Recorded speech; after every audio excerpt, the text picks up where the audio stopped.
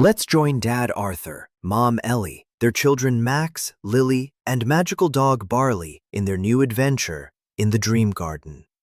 In this episode, the Wheelers cross paths with a terrifying new weed, the Whispering Thistle, and must dive headfirst into a young boy's nightmare to face the grotesque Secret Eater, a monster that feeds on hidden mistakes and fears of punishment.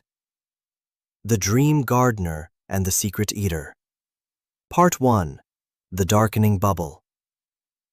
The Wander Wagon rolled smoothly along the winding paths of the Dream Garden, its engine letting out a comforting, rhythmic hum. Vroom purr, vroom purr. Outside the windows, the view was breathtaking. The sky was a canvas of soft pastel violet, and the air was filled with thousands of floating, iridescent structures.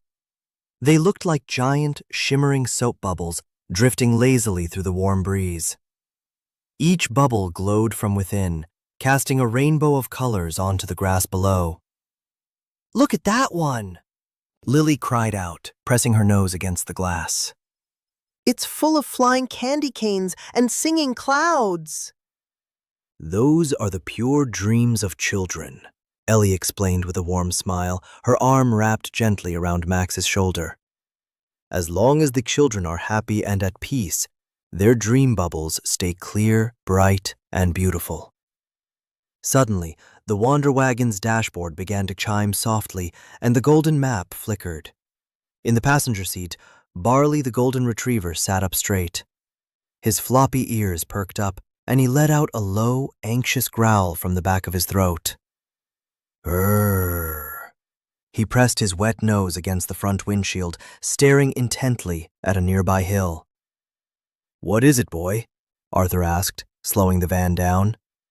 Right before their eyes, the vibrant green grass of the garden began to wither. A dark, jagged weed erupted from the soil, growing with terrifying speed. It was the Whispering Thistle.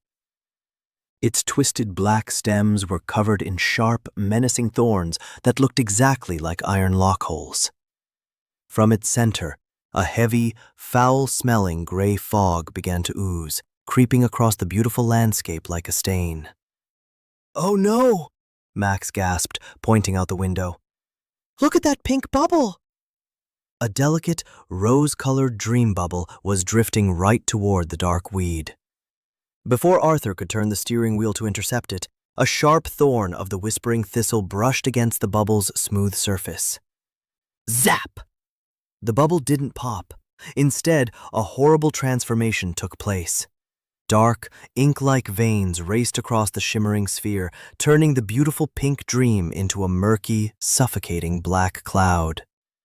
Inside the darkened bubble, the silhouette of a little boy appeared, curling into a tight ball and crying silently.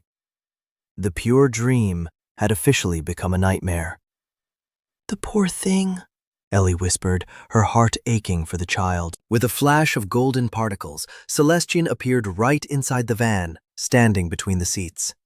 His long, starlight-woven robes looked unusually heavy, and his face was deeply solemn. "We must act quickly," Celestian said, his voice echoing with ancient authority. "That is the dream of little Leo. He has committed a small wrongdoing in the waking world, and out of fear of punishment, he has hidden it away. By keeping his mistake a secret, he is accidentally feeding the monster inside his mind." "Can we fix it, Celestian?" Lily asked, holding her father's hand tightly. "We can, but it will be perilous," the keeper of the garden replied, looking directly at Arthur and Ellie. "The creature born from this secret is the Secret Eater, and its mental fog is incredibly powerful. It can confuse even the strongest adults. This time, I am coming with you into the nightmare." Arthur nodded firmly, pulling the emergency brake. "We're a team. Let's save Leo." The family, along with Celestian, gathered outside the van. Standing right before the twisted, pulsing Whispering Thistle, they all held hands. Barley stood in the middle, his tail giving one brave, final wag. Arthur reached out and firmly gripped the thorny, lock-shaped stem of the weed. Crack flash! A blinding surge of gray light swallowed them whole. The beautiful pastel sky of the dream garden vanished in an instant, and the sound of the wind was replaced by a deafening, heavy silence.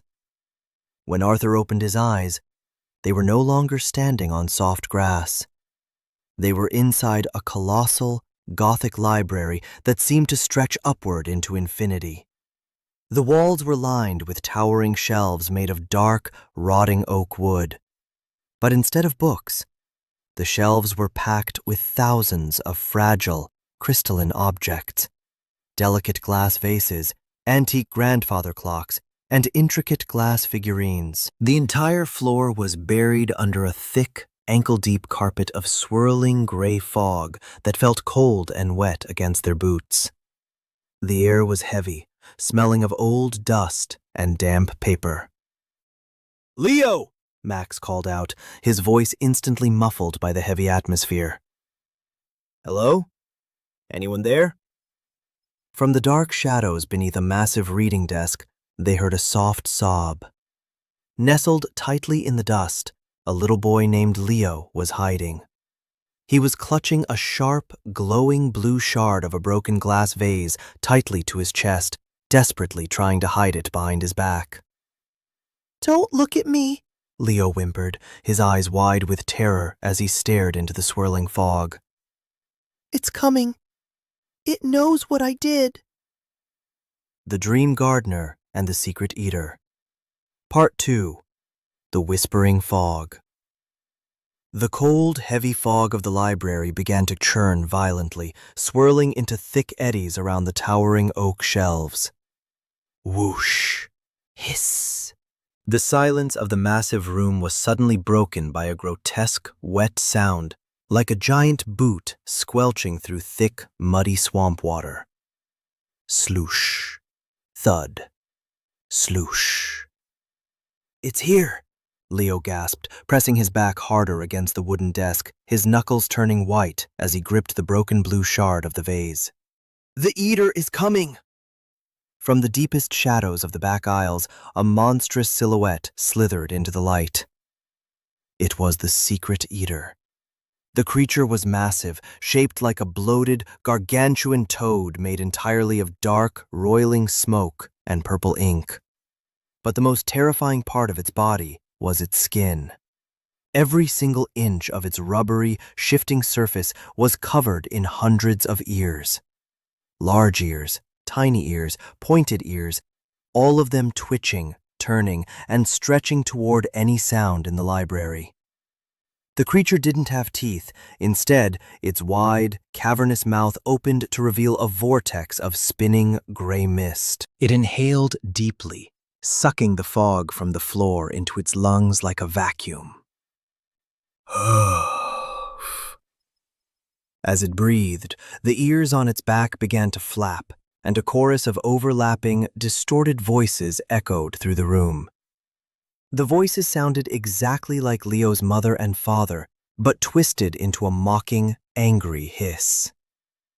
"What did you do, Leo?"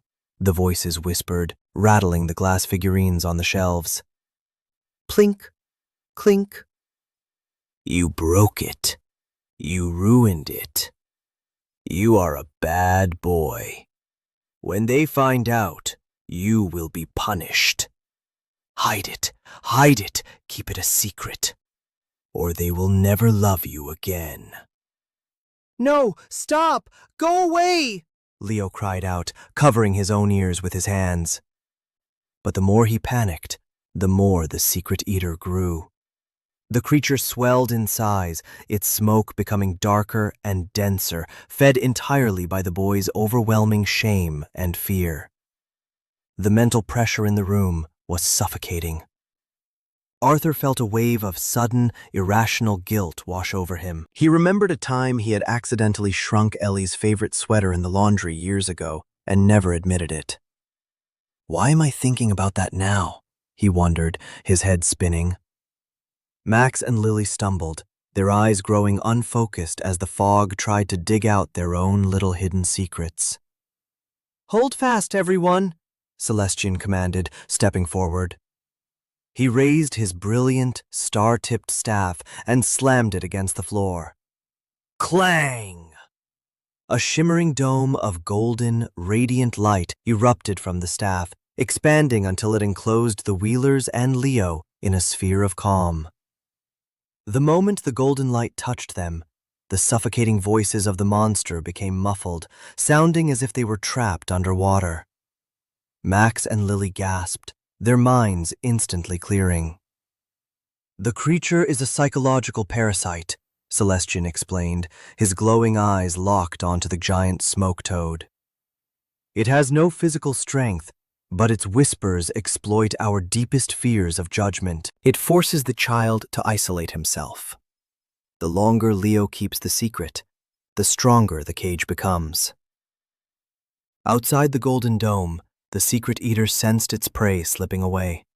Its hundreds of ears twitched in unison, tilting toward the sphere. It let out a furious, wet bellow, squelch roar, and began to slam its heavy, smoky body against the golden barrier.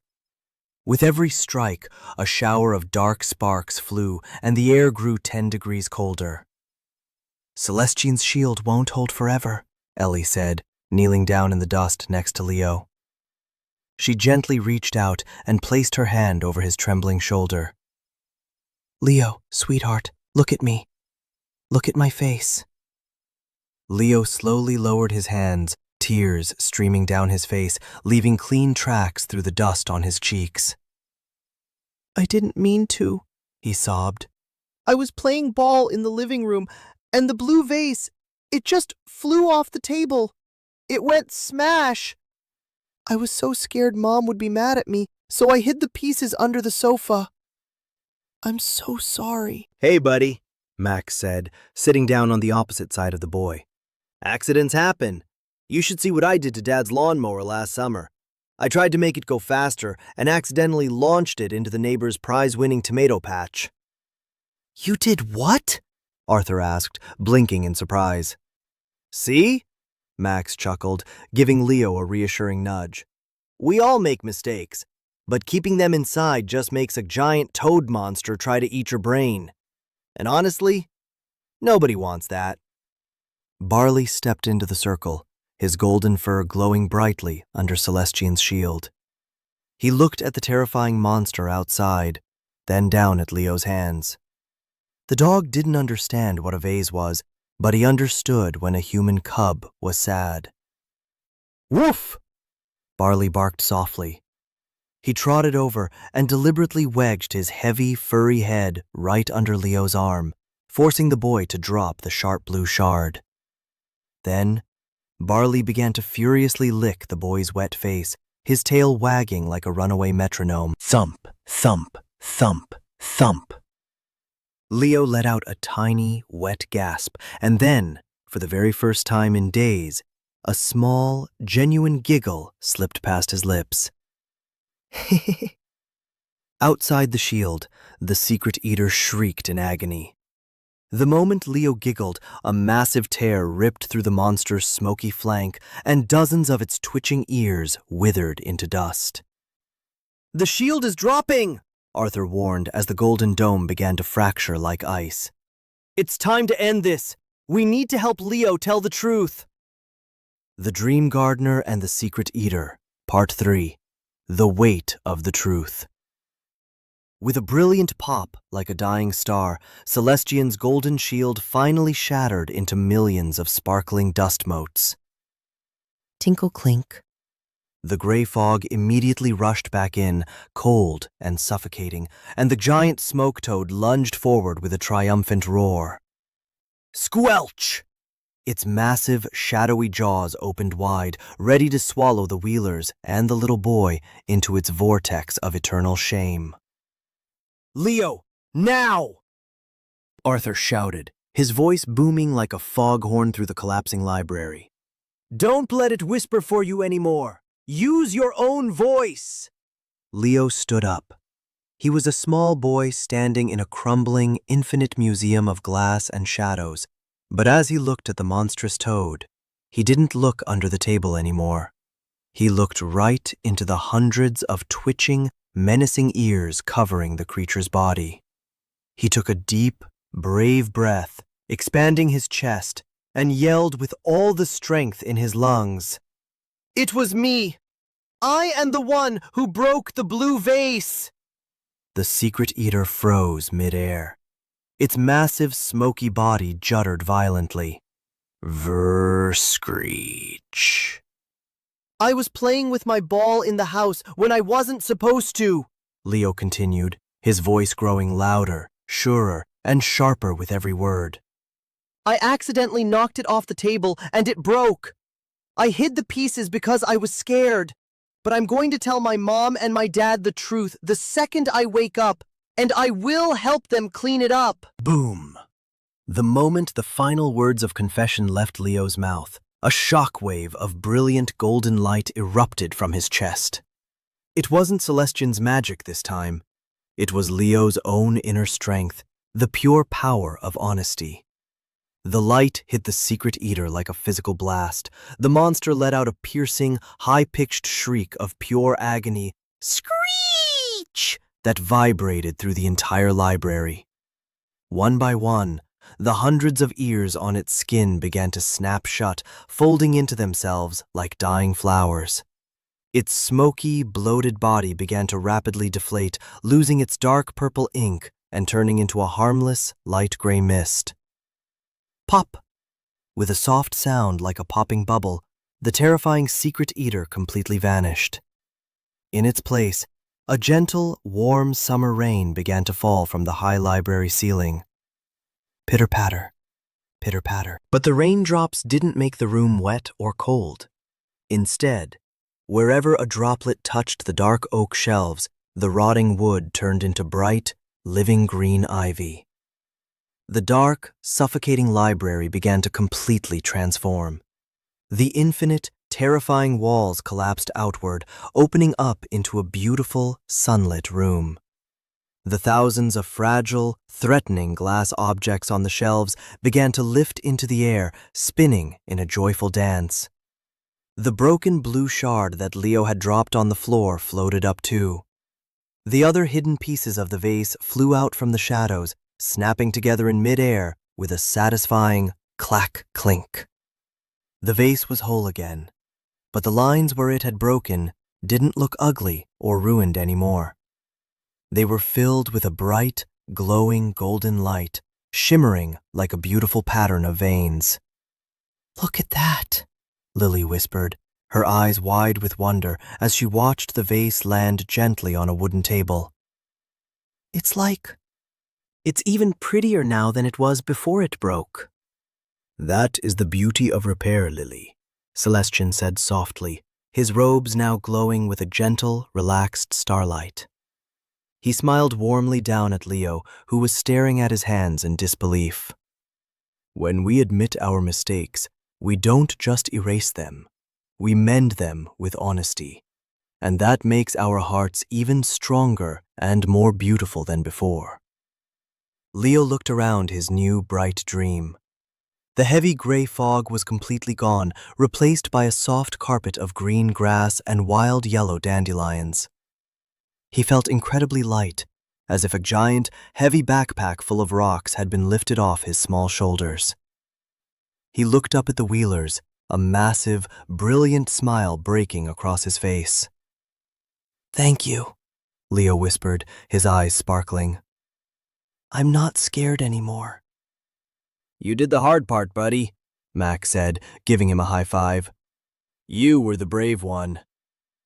Barley trotted over, letting out one last happy huff, and gave Leo's hand a gentle nudge with his wet nose.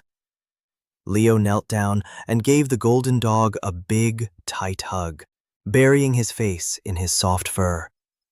A gentle, irresistible warmth began to pull at the Wheelers. The sunlit room began to blur around the edges, turning into a soft, swirling mist of pink and gold.